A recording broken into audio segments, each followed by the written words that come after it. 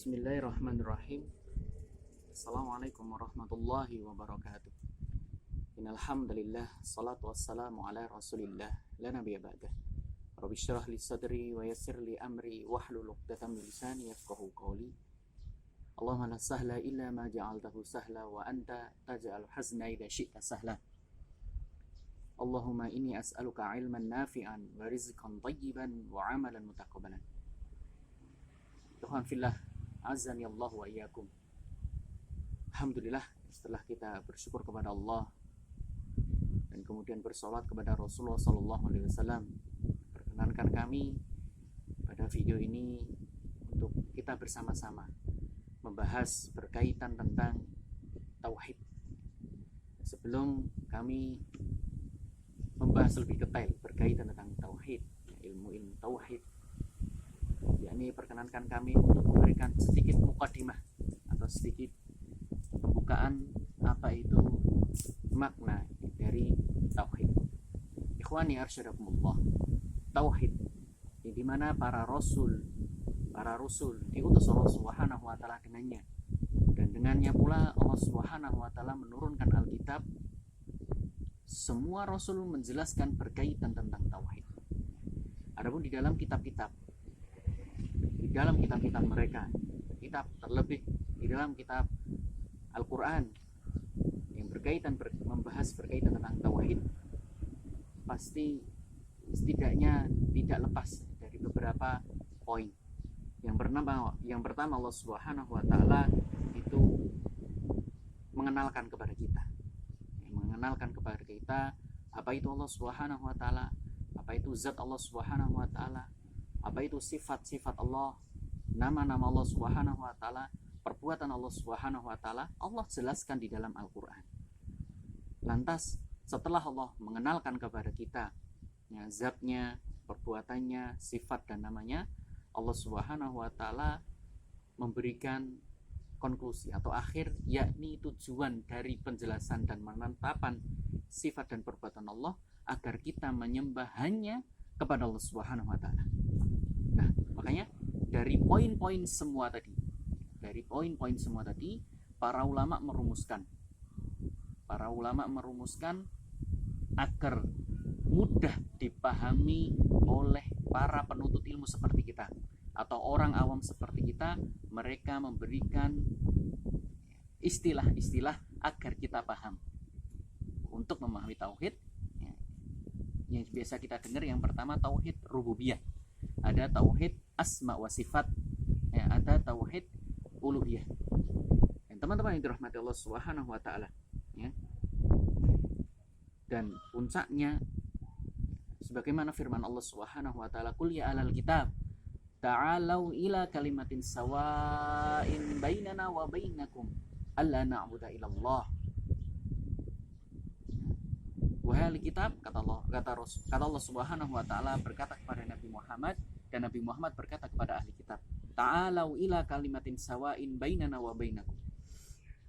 Kemarilah kita bersama berkumpul untuk mengukuhkan sebuah penetapan atau sebuah kalimat, yang dimana kalimat tersebut tidak ada perbedaan antara kami dan engkau wahai ahli kitab. Ya, apa pengukuhan tersebut? Yang pertama, alla na'budu illallah, untuk menyembah Allah Subhanahu wa taala, wala nusyriku bihi syai'a, dan kita tidak menyekutukan Allah Subhanahu wa taala. Ya, inilah tauhid uluhiyah yang dimana mayoritas seluruh Al-Qur'an menjelaskan hal-hal tersebut. Ikhwani azani Allah wa iyyakum. Dan Allah Subhanahu wa taala menjelaskan kepada kita makhluknya berkaitan tentang tauhid di dalam Al-Quran. Menjelaskan di dalam Al-Quran bisa contohnya seperti khobar-khobar, ya, bahwa Allah Subhanahu wa taala mempunyai sifat seperti ini dan seperti itu, mempunyai nama seperti dan seperti itu. Allah jelaskan, Allah kabarkan di dalam Al-Quran. Perbuatannya seperti ini dan seperti itu pula Allah Subhanahu wa taala jelaskan di dalam Al-Quran. Atau terkadang Allah Subhanahu wa taala mengabarkan kepada kita, ya, berkaitan tentang tauhid tadi, Allah Subhanahu wa taala mengajak kepada kita untuk menyembah Allah dan meninggalkan sekutu-sekutu yang mampu membawa kita kepada kesyirikan. Terkadang pula Allah Subhanahu wa taala yang menyuruh kita untuk kita taat kepadanya dan meninggalkan apa yang dilarang oleh Allah Subhanahu wa taala. Dan terkadang pula masyarul muslimin azani Allah wa iyyakum, Allah Subhanahu wa taala menceritakan kepada kita berkaitan tentang ahli tauhid dan balasan mulia yang Allah berikan kepada mereka. Dan Allah Subhanahu wa taala pula menceritakan kepada kita berkaitan kisah orang syirik atau orang kafir pula akhir mereka, balasan Allah kepada mereka. Inilah tauhid yang dibawa oleh para rasul, yang dimana kita harus mengucapkan atau mengikrarkan kepada diri kita bahwa tidak ada sesembahan yang berhak disembah selain Allah Subhanahu wa taala, yang dimana kita bertawakal kepadanya, yang dimana kita loyalitas kepada makhluk atau cinta kepada makhluk karena Allah Subhanahu wa taala, benci kepada makhluk karena Allah Subhanahu wa taala, kita beramal sholih hanya untuk Allah Subhanahu wa taala. Makanya Allah Subhanahu wa taala berfirman di dalam Al-Qur'an, a'udzubillahi minasyaitonirrajim, was'al man arsalna min qablika mir rusulina. Ya, tanyalah kepada rasul sebelum engkau yang kami utus. Apa pertanyaan tersebut? Aj'alna min dunir rahmani alihatan yu'badun. Apakah kami menjadikan selain Allah Subhanahu wa taala sesembahan atau tuhan-tuhan selain Allah agar kalian menyembah mereka? Ya, ini pertanyaan yang tidak perlu jawaban, bahwa Allah Subhanahu wa taala tidak menjadikan atau tidak butuh sekutu-sekutu atau tidak butuh tandingan-tandingan selain Allah Subhanahu wa taala. Dan inilah tugas para nabi, yang dimana nabi dan para rasul mengajak umat mereka agar menyembah hanya kepada Allah Subhanahu wa taala. Makanya ikhwani barakallahu fikum, dari sini bisa kita ambil kesimpulan. Ternyata tauhid itu tidak hanya tauhid rububiyah, yang dimana kita percaya Allah yang menurunkan hujan, Allah yang menciptakan langit dan menciptakan bumi, Allah yang mematikan, Allah yang menghidupkan. Itu tidak cukup tatkala kita hanya mengakui Allah sebatas itu. Kita tidak bisa dikatakan seorang muwahhid, kita tidak bisa dikatakan seorang muslim tatkala kita belum mengikrarkan bahwa tidak ada ilah yang berhak disembah melainkan Allah. Satu-satunya sesembahan yang kita sembah dan kita komitmen selama kita hidup hanya menyembah kepada Allah Subhanahu wa taala. Makanya ada yang mendefinisikan makna ilah. Ilah itu al-ma'bud, yakni sesuatu yang disembah, yang kita lakukan hanya kepadanya, yakni hanya kepada Allah Subhanahu wa taala.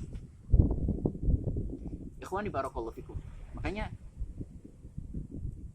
kaum musyrikin pada zaman Rasulullah, seperti paman-paman beliau yang kufur, yang musyrik, ketika mereka ditanya siapa yang pemilik bumi ini, mereka menjawab Allah. Siapa yang mempunyai langit yang 7, bumi yang 7, mereka menjawab Allah Subhanahu wa taala. Ketika mereka juga ditanya siapa yang tangannya berada yang tangannya berada kekuasaan di atasnya, mereka akan menjawab Allah Subhanahu wa taala. Sekarang pertanyaannya, kenapa mereka tetap dikatakan musyrik, kaum musyrikin, dan mereka tetap diperangi Rasulullah SAW? Jawabannya karena selain mereka mengakui Allah yang menciptakan langit dan bumi, mereka mengakui bahwa Allah mematikan dan menghidupkan, mereka ternyata juga menjadikan tandingan-tandingan berupa berhala. Mereka meminta berdoa di depan berhala. Mereka meyakini bahwa berhala itu dapat memberikan syafaat dan lain sebagainya. Inilah kesyirikan yang dimana Rasulullah SAW yang mengatakan mereka musyrik, pula Allah Subhanahu wa taala juga mengatakan mereka musyrik. Terakhir ikhwani barakallahu fikum, Allah Subhanahu wa taala berfirman di dalam Al-Qur'an surat Al-An'am, a'udzubillahi minasyaitonirrajim. Wa laqad ji'tumuna furada kama khalaqnakum awwala marrah. Allah bertanya kepada kita tatkala kita menghadap Allah Subhanahu wa taala. Bertanya kepada mereka yang musyrik, Allah bertanya kepada mereka yang musyrik, kenapa kalian mendatangi kami secara sendirian? Di mana sekutu-sekutu kalian, ya, di mana sesembahan-sesembahan kalian, ya, di mana Tuhan-Tuhan kalian yang kalian ketika hidup di muka bumi ini kalian sembah, ya. Inilah ejekan atau hinaan dari Allah bagi mereka orang yang menyekutukan Allah. Atau dalam ayat lain, wa minan nasi may yattakhidhu min dunillahi andada yuhibbunahum kahubbillah. Di antara manusia ada yang menjadikan tandingan-tandingan selain Allah Subhanahu wa taala, dan mereka mencintai tandingan tersebut sebagaimana mereka mencintai Allah Subhanahu wa taala. Ayat ini, ya, itu bisa kita samakan, ya. Tatkala mereka mengaku muslim tapi mereka masih disibukkan dengan berbau, ya, klenik, ya, berbau jin, ya, jimat-jimat, ya. Mereka menyembah binatang untuk jin mereka, ya, mereka menyembah hewan hitam, menyembah misalkan ayam hitam, ayam merah dan sebagainya. Tatkala mereka mati mereka dalam kondisi kesyirikan kepada Allah Subhanahu wa taala. Wallahu a'lam bishawab. Ini dari kami. Insyaallah kita akan lanjutkan pada kesempatan yang lain. Assalamualaikum warahmatullahi wabarakatuh.